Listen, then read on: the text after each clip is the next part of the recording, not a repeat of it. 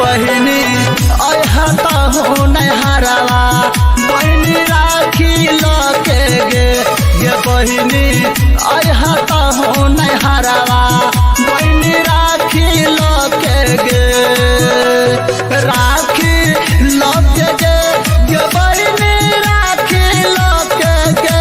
ये भैया के हाथ तहु सजैह बहिनी राखी लके गे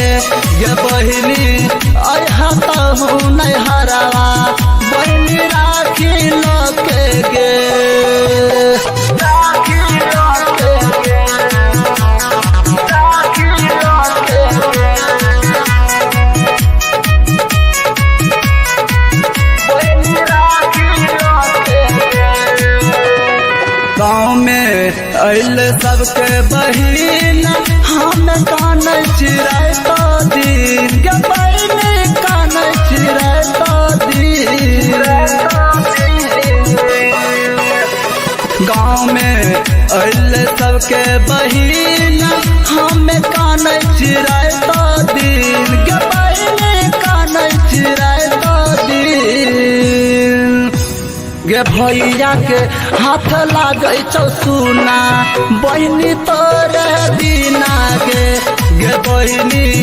अहता हो नहरवा बहिनी राखी लके गे राखी लके गे राखी लके गे बहिनी राखी लके गे। अइले सावन के सोमवारी बहिनी अहा तू सबसे यागारी गे बहिनी अहा सबसे यागारी अइले सावन के सोमवारी बहिनी अहा तू सबसे यागारी गे बहिनी अहा सबसे यागारी गे थाली में राखी तहु सजैने बहिनी नहिरा है गे बहिनी अहता हो नहरवा बहिनी राखी लके गे राखी लके गे राखी लके गे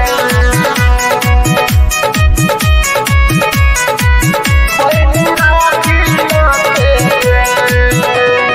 आहो भैया मंटून मनीष बहिनी लेके तू अहा सने गे बहिनी लेके अहा सने आहो भैया मंटून मनीष बहिनी लेके तू अहा सने गे बहिनी लेके अहा सने कि गायक भम्मा के तू गई हाथ बहिनी नहरा सजैह गे गे बहिनी अहता हो नहरवा बहिनी राखी लके गे।